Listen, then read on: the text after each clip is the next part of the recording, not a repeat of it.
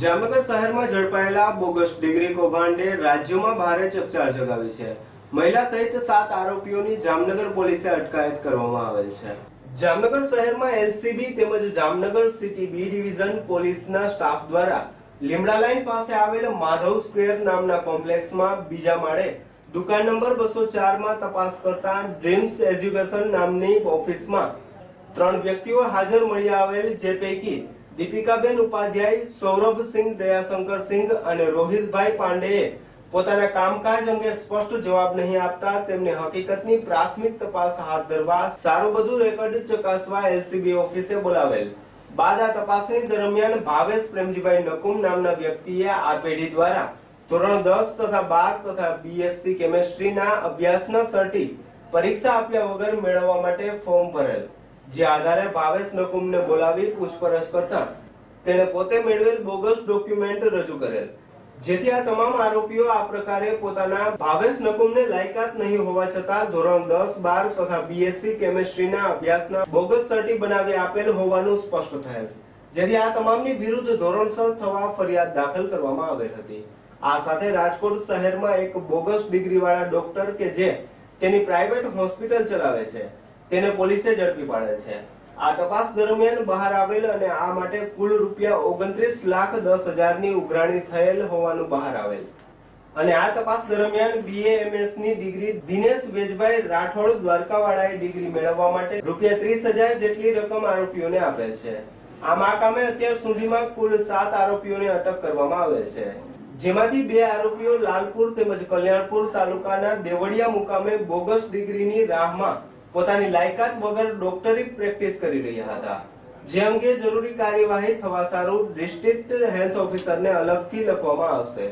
આ તપાસ દરમિયાન આ ડ્રીમ્સ એજ્યુકેશનની હેડ ઓફિસ રાજકોટ મુકામે હોય ત્યાં હેડ ભૃંગુ પુષ્કર ઉપાધ્યાયની હાજરીમાં તપાસ કરતા રાજકોટમાંથી બોગસ સર્ટી તેમજ ડિગ્રી સર્ટીઓ અંગે તપાસ કરતા રાજકોટના બીકોમના 8, બીએડની 3, બીએસસીની 2, બીટેકની 18 આ સાથે વધુ મળીને કુલ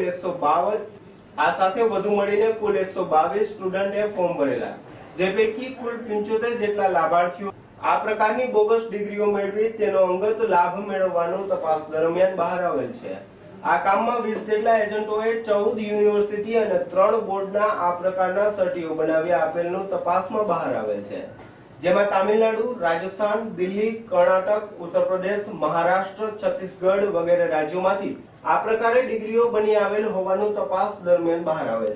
ગઈ તારીખ 10/6/2016ની રોજ જામનગરમાં જે એલસીબી દ્વારા ડ્રીમ્સ એજ્યુકેશનના ઓફિસમાં રેડો કરી અને ત્યાંથી ખોટા ડિગ્રીઓનું જે કૌભાંડ બહાર પાડવામાં આવ્યું, આમાં અત્યાર સુધી જે તપાસ થઈ છે આ તપાસમાં અત્યાર સુધી એટલું ધ્યાન ઉપર આવ્યું છે કે ડ્રીમ્સ એજ્યુકેશનની જે જામનગરની ઓફિસ છે આ એક સબસિડરી ઓફિસ હતી। એની જે મેઇન ઓફિસ છે એ રાજકોટમાં જેપી ઇન્વેસ્ટમેન્ટના ઓફિસમાં ડ્રીમ્સ એજ્યુકેશનના નામે જ ચાલતી હતી।